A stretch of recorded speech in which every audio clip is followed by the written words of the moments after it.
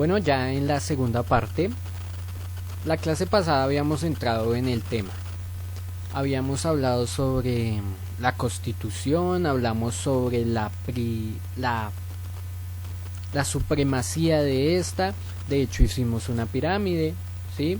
Dijimos que la Constitución era la norma de normas, que en ella habían derechos fundamentales que tenían que ser protegidos. Dijimos además de eso que esos derechos fundamentales tenían una garantía. Las leyes estatutarias son esa garantía, debido a que tienen las leyes, los derechos fundamentales tienen dos dimensiones, como lo veíamos la clase pasada, la subjetiva y la objetiva. Y estas dos dimensiones se refieren al sujeto, que es la persona que tiene el derecho, en este caso los niños, y la objetiva se refiere a cómo el Estado puede garantizar que las personas lleguen a ese derecho. Son esas garantías, ¿cierto? Y dijimos que la mayoría de derechos fundamentales siempre tienen una ley que lo regula. Tiene que haber una regulación en ese tipo de derechos. Y pues en este caso, pues veremos la ley 75 de 1968 para entrar en materia. ¿Ok? ¿Qué tenemos que tener en cuenta? Tenemos que tener en cuenta diferentes cosas. Por ejemplo, la fecha de pronunciación, ¿sí? Acá dice que fue el 30 de diciembre de 1968 cuando fue promulgada la ley, ¿sí? Entonces acá ya queda un poco claro cuándo fue promulgada. Después de eso, ¿qué sigue? Dice, o sea, primero dice el nombre de la ley, luego la fecha, ¿cierto? Y luego viene diciendo dónde se publicó la ley y cuándo se publicó. Como ustedes pueden ver, la ley se hizo el 30 de diciembre, pero el 31 de diciembre fue publicada en el Diario Oficial, ¿sí? Estos son formalidades que debe tener toda ley. Y ya después de eso dice lo que cumple la ley. Lo que se cumple en la ley es, o lo que se hace en la ley es, se dictan normas sobre filiación y se crea el Instituto Colombiano de Bienestar Familiar. Tenemos que tener esto en cuenta, ¿cierto? Porque el Instituto Colombiano de Bienestar Familiar es el que regula la familia, es el que regula el comportamiento de los conjuntos, de los núcleos de la sociedad que son la familia. ¿Sí? No es por nada que la mayoría de políticos dicen que quieren una estructura sólida de la familia.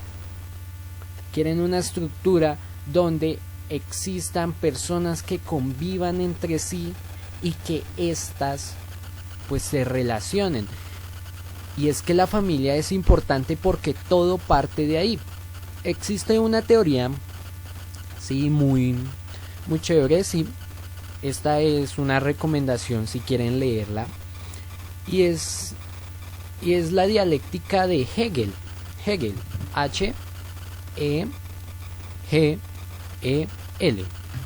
La dialéctica de Hegel más o menos dice que el ser humano empieza su parte social dentro de la familia. Empieza su parte social dentro de la familia. Entonces, ¿qué pasa? El ser humano nace, ¿sí? Y en la familia empieza a tener relaciones con las demás personas, ¿sí? Se empieza a relacionar, empieza a saber que hay un papá, empieza a saber que hay otras personas y hay un conflicto de intereses. ¿A qué me refiero con esto? Todos queremos algo, ¿no? Entonces, yo como bebé quiero comer, ¿sí? Pero también mi mamá tiene un conflicto de interés, es decir, ella quiere hacer sus propias cosas y ese conflicto de intereses, ¿sí? Por ejemplo, mi papá quiere ir por un lado, mi mamá quiere ir por otra. es un conflicto de intereses, todos no tenemos la misma cabeza, puede ser que estemos de acuerdo en algunas cosas, sin embargo no en todas. Entonces lo que dice Hegel es que existe un conflicto dentro de la naturaleza del hombre, ¿sí?, donde la familia es el punto inicial. La familia es tan importante porque es el punto inicial, es cuando el humano empieza a socializar con su entorno. Es por esto que la familia es importante, pero además de eso Hegel dice algo que es muy prudente. Dice que la familia no logra satisfacer algunos deseos, porque por ejemplo nosotros no nos podemos reproducir con la familia, ¿no? Pues es moralmente mal visto, ¿sí? Entonces hay cosas que no podemos satisfacer dentro del núcleo familiar, y es allí cuando pasamos a la sociedad, ¿sí? La sociedad es la relación de diversas familias. Es por eso que es muy interesante la teoría de Hegel cuando dice que la familia es el punto inicial y es lo que hace que el hombre se vuelva un ser social, que pase, es ese punto que ayuda a pasar a la sociedad. ¿Sí? Es por eso que Colombia en su constitución habla de que la familia tiene que ser importante, se debe cuidar y se debe velar por ella. De hecho hay diversas discusiones, ¿no? Porque estaban hablando sobre el matrimonio de personas del mismo sexo, ¿no? Entonces decían que los que no estaban de acuerdo decían que esto era vulnerar la familia, ¿sí? Eso era atentar contra la familia, ¿sí? Pero sin embargo, eso no es atentar contra la familia, puede ser, ¿sí?, que sus intereses morales estén dentro de esto. Y es por eso ellos se justificaban en la familia, y es que la familia tiene una importancia tan grande para Colombia y para la mayoría de países, porque es eso, es el núcleo, es donde empieza la sociedad. Sí, como veíamos en el video anterior, esa sociedad empieza desde que nacemos, ¿sí? Se supone que todos nacemos iguales. Se supone que todos tenemos las mismas condiciones. Se supone que todos somos bebés. Todos nacemos como bebés. Y a eso era lo que se refería Elsa Castañeda. La familia tiene que ser un factor importante para nosotros, para los niños, para el entendimiento de los niños. ¿Sí? Por lo tanto, siendo la familia importante para Colombia, tiene que haber una ley que regule esto. Entonces, tenemos un concepto que dice, por el cual se dictan las normas sobre filiación. ¿Ok? Filiación. Tenemos que buscar ese concepto. Yo les recomiendo que lo busquen, los conceptos que no entiendan. Pero filiación viene a ser más que todo eso. Esa relación que existe entre particulares, esa vinculación que hay entre nosotros, pero no es una vinculación que yo soy novio de alguien, no, eso no es una vinculación filial. No, una vinculación filial es mi hermano, mi hermana, mi mamá, mi tía, ¿sí?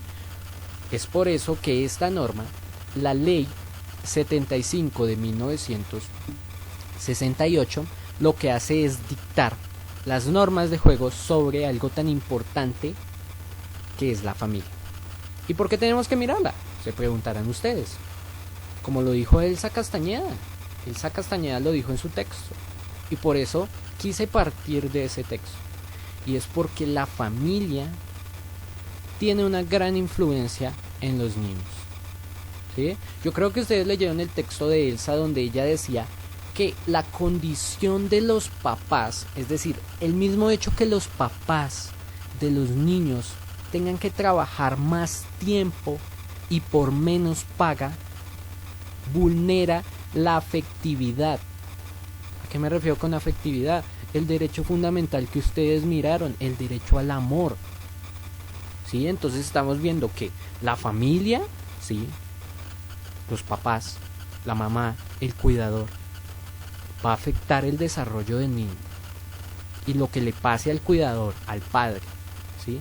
A la mamá, al padre, mamá, ¿sí? No importa si sea, no importa la condición en la que se encuentren, lo que le pase al cuidador, al entorno donde se encuentra el niño, tiene que ser de importancia para nosotros, ¿sí?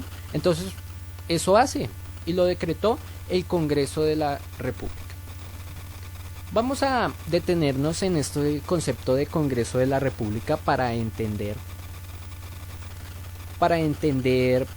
por qué es el Congreso el que legisla, ¿sí? Me gustaría enfocarme en eso. Y lo que pasa es que, como yo creo que nosotros sabemos, existen tres ramas del poder, se llaman. La rama legislativa, la rama administrativa y la rama judicial. Esas tres se encargan de hacer contrapeso una contra otra, ¿sí? Por ejemplo, el presidente le dice al Congreso, a veces lo limita. El presidente le dice, no, vea, el Congreso está mal en esto, pero el Congreso también limita al presidente, y es por eso que esto no es una monarquía. Lo que dice el presidente puede ser revocado por el Congreso de la República. Me gusta tomar de ejemplo el decreto, este decreto que salió en esta semana, el decreto donde dice que el toque de queda es obligatorio y propone unos artículos. Fue un decreto presidencial y él lo firma. Sin embargo, existen algunas personas que no están de acuerdo con este decreto porque vulnera, ¿sí? Hay cosas que no están bien dentro de este decreto, lo vulnera, y entonces los congresistas, que son senadores, y los de la Cámara de Representantes, ambos, están diciendo que ellos pueden hacer firmas para que ese decreto no tenga fuerza de ley. ¿Se dan cuenta? Las diferentes ramas, la legislativa, la judicial, que es donde está el presidente, y la administrativa, lo que hacen es administrar el poder de gobernarnos. Ese es el poder que se administra. Entonces lo que hace el Congreso es, pues como su nombre lo dice, el legislativo, es la rama legislativa. Lo que hace el Congreso es legislar, crear leyes, y pues en este caso tenemos la ley 75 de 1968. Es importante que entendamos eso a la hora de ver. Y pues, ¿qué pasa? Acá empezamos a ver, ya acá empieza directo, acá no hay introducción. Ya empezamos desde el artículo 1 viendo de la afiliación, lo que decíamos, la relación entre particulares, la investigación de la paternidad y los efectos del Estado civil. ¿Sí? Este capítulo 1, y ahí mismo lo dice, habla sobre la familia, sobre la paternidad y sobre los efectos del Estado civil, ¿sí? Habla de todos estos requerimientos que se hacen en el acta de nacimiento, cómo se reconocen los hijos naturales, ¿sí? Recuerden ustedes que ya salió la nueva ley en la cual el apellido del papá no es necesario que esté primero, es decir, el de la mamá, el apellido de la mamá ahora puede estar primero dentro del nombre de los hijos, ¿sí? Y pues me gustaría que investigaran cuál es esa ley, ¿ok? Y pues esto es, o sea, el capítulo 1 habla sobre eso. Sin embargo, yo tomé la tarea de ver cuáles son los artículos que tienen relación con la primera infancia. Recordemos que la familia es importante para la primera infancia. Así que este video será dinámico porque vamos a ver los artículos que tienen en relación con la primera infancia, no necesariamente, y pues no son todos. Vamos a irnos primero al artículo 3. ¿Sí? ¿Qué dice el artículo 3?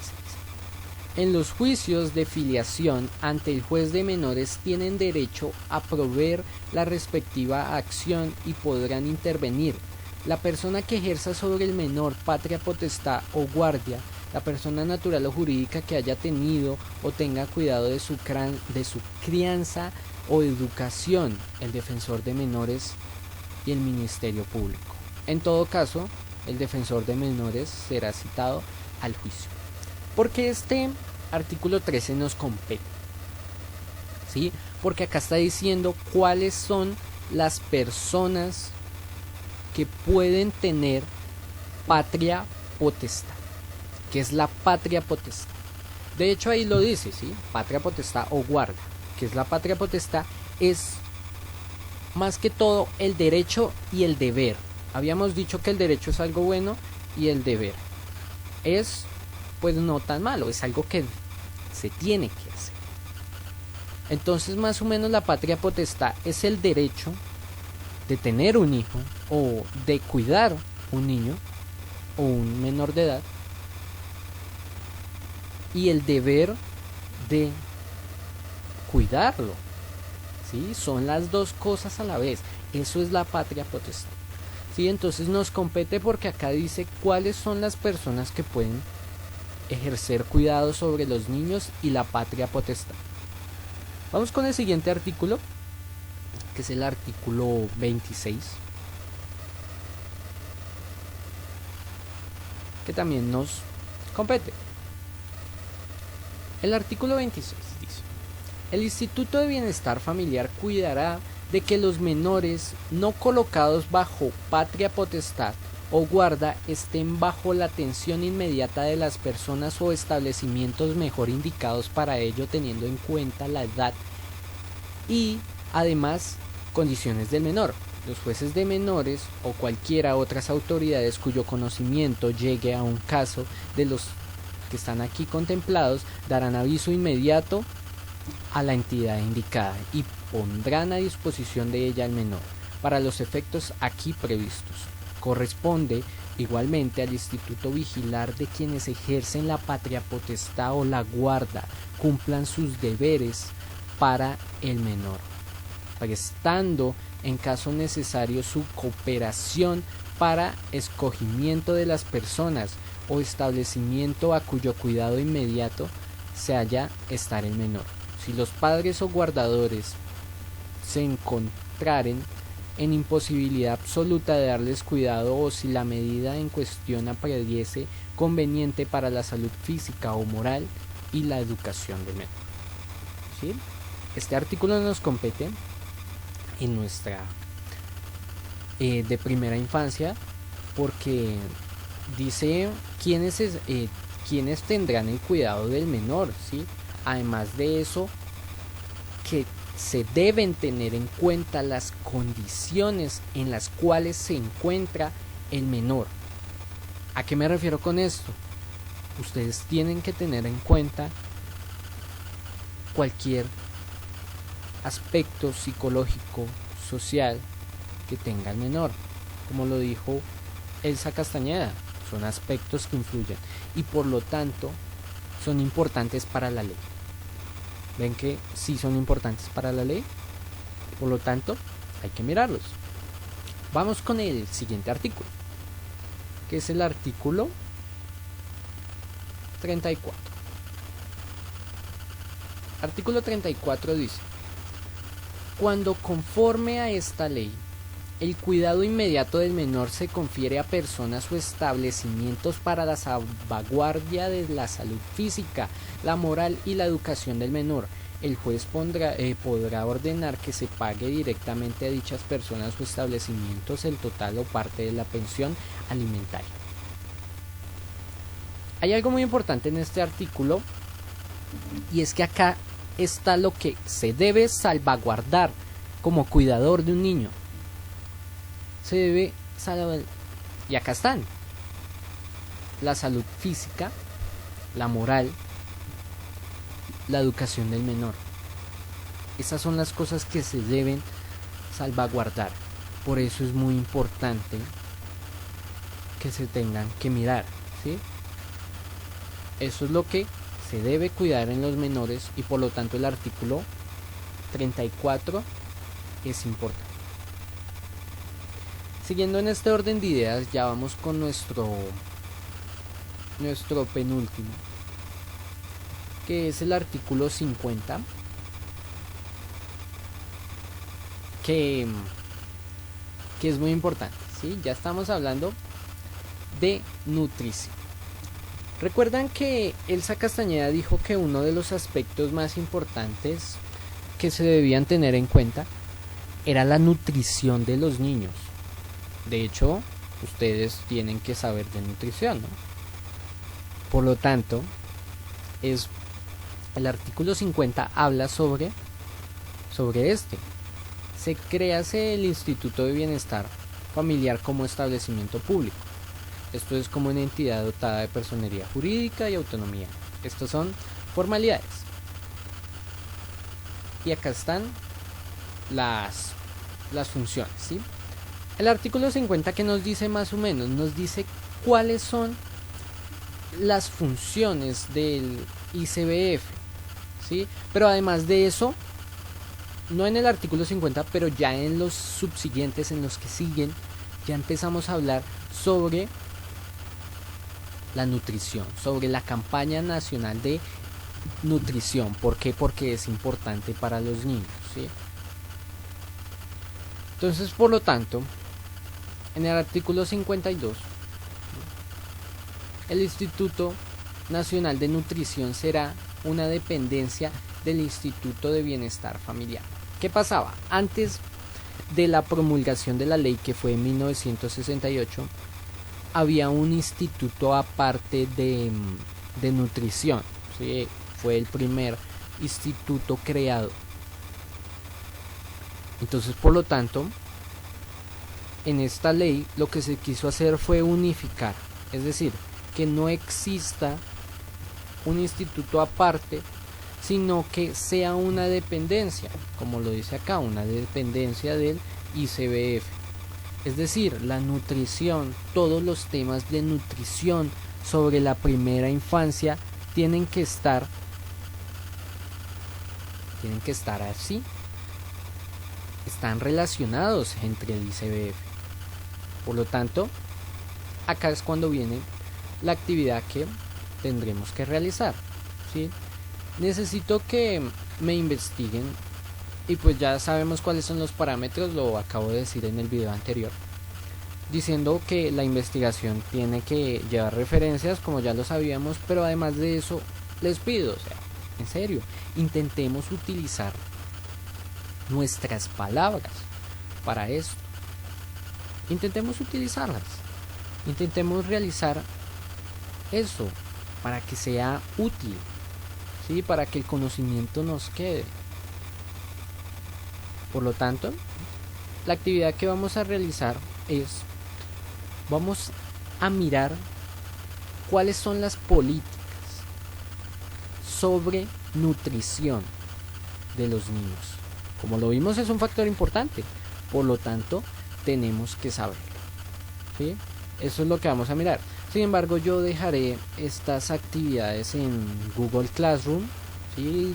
Las anotaré, todas las tareas que he dejado a lo largo de los videos. Ustedes saben que mediante yo vaya explicando, se me hace necesario irles dejando algún tipo de investigación.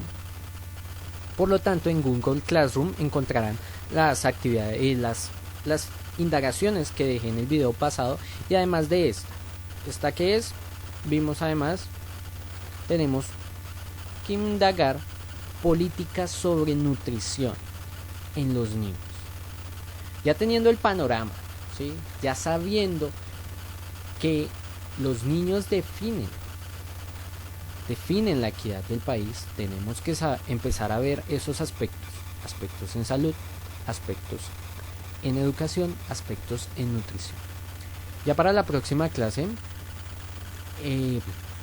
veremos eso sobre educación, ya veremos la ley estatutaria de educación, y pues si la metodología sirve, si les gusta, si están de acuerdo con este tipo de metodología de video tutorial, pues la seguiremos utilizando.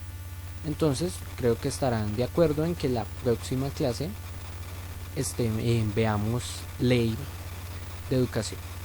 Sin embargo, pues como tenemos un largo espacio de una clase a otra, creo que también estaré asignando alguna tarea, ¿sí? Una que otra tarea para que la realicen y que vengamos preparados. Pero no ahora, ¿sí? Sino para tal vez 1 o 2 semanas. Bueno, este fue el último video. Espero que haya sido fructífero. Pues aprovechando las tecnologías podemos mirar los artículos así. Y pues espero sus comentarios. También espero la retroalimentación diciendo qué tal les pareció esta metodología para pues seguir con la continuidad académica. Muchas gracias.